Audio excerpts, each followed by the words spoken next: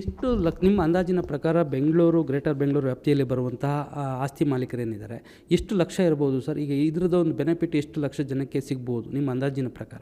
ನೋಡಿ, ಇದು property tax collect ಮಾಡೋ ವಿಷಯದಲ್ಲಿ ನಾವು ಮಾಹಿತಿಗಳನ್ನ ಗಮನಿಸಿದಾಗ ಈಗ ನಮ್ಮ ಬೆಂಗಳೂರಲ್ಲೇ 24 ಲಕ್ಷ ಪ್ರಾಪರ್ಟಿ ಇದೆ ಅಂತ ಒಂದು ಹೇಳಿಕೆ. ಅದು ಒಟ್ಟು ಪ್ರಾಪರ್ಟಿಗಳು ಅದು ಈ ಒಂದು ಟ್ಯಾಕ್ಸ್ ಸಿಸ್ಟಮ್ಗೆ ತಂದಿರೋದು ಒಂದು 24 ಲಕ್ಷ ಪ್ರಾಪರ್ಟಿ ಇದೆ ಅಂತ ಹೇಳಿ.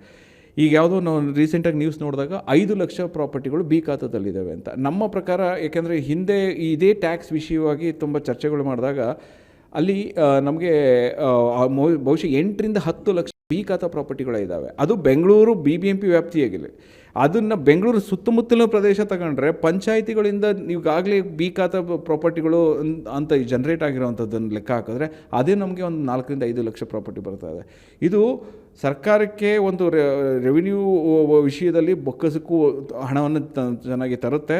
ಮತ್ತು ಎಷ್ಟೋ ಜನಗಳಿಗೆ ಈ ಒಂದು ಬಿ ಖಾತಾ ವ್ಯವಸ್ಥೆಯಿಂದ ಅವ್ರಿಗೆ ಸಿಗಬೇಕಾದಂಥ ನ್ಯಾಯಯುತವಾದ ಬೆಲೆಗಳು ಮತ್ತು ಅವ್ರಿಗೊಂದು ಅವಕಾಶಗಳು ಕಳ್ಕೊಂಡಿರೋದನ್ನು ಈಗ ಮತ್ತೆ ಸರ್ಕಾರನೇ ಕೊಡ್ತಾ ಇದೆ. ಇದು ನಿಜವಾಗ್ಲೂ ಖಾತದ ಭಾಗ್ಯ ಅಂತಲೇ ಹೇಳ್ಬೋದು. ಸರ್, ಈಗ ಇನ್ನೊಂದು ಮುಖ್ಯವಾಗಿ ಪ್ರಶ್ನೆ ಏನಂತಂದರೆ, ಈಗ OCCC ಏನು ಈಗ ಖಾತೆಗಳಿಲ್ಲದೆ ಅದಕ್ಕೆ ಬಿ ಖಾತೆನೋ ಈಗ ಎ ಖಾತೆ ಇಲ್ಲದೆ ಸಾಕಷ್ಟು OCCC ಸಮಸ್ಯೆ ಆಗ್ತಾ ಇರುವಂಥದ್ದು. ಈಗ ಎ ಖಾತೆ ಸಿಗೋದ್ರಿಂದ OCCC ಸಮಸ್ಯೆ ಬಗೆಹರಿಯುತ್ತಾ?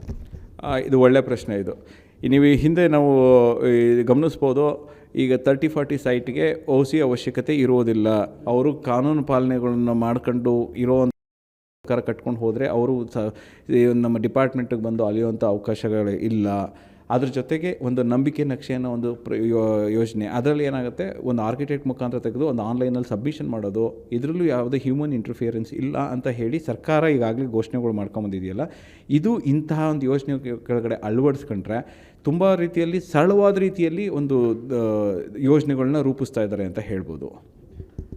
ಇದು ಇಷ್ಟು ಏನಂತಂದರೆ, ಈಗ ರಾಜ್ಯ ಸರ್ಕಾರ ಬಿ ಖಾತಾ ನಿವೇಶನದಾರರಿಗೆ ಎ ಖಾತೆಯನ್ನು ಕೊಡೋದಕ್ಕೆ ಒಂದು ಅಧಿಕೃತವಾಗಿ ಆದೇಶವನ್ನು ಹೊರಡಿಸಿರುವಂಥದ್ದು. ಈಗ ಹಂತವಾಗಿ ಆ ಒಂದು ಪ್ರೋಸೆಸ್ಸು ಪ್ರಕ್ರಿಯೆ ಈಗ ಅಧಿಕಾರಿಗಳ ಮಟ್ಟದಲ್ಲಿ ಅದು ಮುಂದುವರಿಯುತ್ತೆ. ಜೊತೆಗೆ ಲಕ್ಷಾಂತರ ಜನರಿಗೆ ಇದೊಂದು ಸೌಭಾಗ್ಯ ಅಂತಲೇ ಹೇಳ್ಬೋದು. ಯಾಕೆಂತಂದರೆ ಸಾಕಷ್ಟು ವರ್ಷಗಳಿಂದ ನಿವೇಶನದಾರರಿಗೆ ಮನೆ ಕಟ್ಕೊಳ್ಳೋದಕ್ಕಾಗಿರ್ಬೋದು, ಆ ಒಂದು ಸೌಲಭ್ಯಗಳು ಸರ್ಕಾರದಿಂದ ಸಿಗಬೇಕಾದಂಥ ಸೌಲಭ್ಯಗಳಾಗಿರ್ಬೋದು ಯಾವುದೂ ಕೂಡ ಸಿಗ್ತಾ ಇರಲಿಲ್ಲ. ಯಾಕೆಂತಂದರೆ ಒಂದು ರೆವಿನ್ಯೂ ಸೈಟ್ನಲ್ಲಿ ಮನೆ ಕಟ್ಕೊಂಡು ಸಾಕಷ್ಟು ಬ್ಯಾಂಕ್ಗಳಲ್ಲಿ ಲೋನ್ಗಳು ಸಿಗ್ತಾ ಇರಲಿಲ್ಲ. ಹೀಗಾಗಿ ಖಾತೆ ಬರೋದ್ರಿಂದ ಎಲ್ಲ ರೀತಿಯ ಒಂದು ರೀತಿಯ ಸೌಲಭ್ಯ ಸಿಗುತ್ತೆ. ಅದ್ರ ಜೊತೆಗೆ ಏನಂತಂದರೆ ಕೆಲವೊಂದು ಮಾರ್ಪಾಡುಗಳನ್ನು ಮಾಡ್ಕೊಳ್ಬೇಕು. ಜೊತೆಗೆ ಆಸ್ತಿ ಮಾಲೀಕರು ಕೂಡ ಮುಖ್ಯವಾಗಿ ಕೆಲವೊಂದು ಗಮನಿಸಬೇಕಾದಂಥ ಕೆಲವೊಂದು ಅಂಶಗಳನ್ನು ಈಗ ಸರಳ ರೀತಿಯಲ್ಲಿ ವಕೀಲರಾಗಿರುವಂಥ ಪ್ರಶಾಂತ್ ಮೆರ್ಲೆ ಅವರು ತಿಳಿಸ್ಕೊಟ್ಟಿರುವಂಥದ್ದು. ಕ್ಯಾಮ್ರಾ ಪರ್ಸನ್ ರವೀಂದ್ರ ಜೊತೆ ನಂದೀಶ್ ಮಲೆನಹಳ್ಳಿ, ಏಷ್ಯಾನೆಟ್ ಸುವರ್ಣ ನ್ಯೂಸ್, ಬೆಂಗಳೂರು.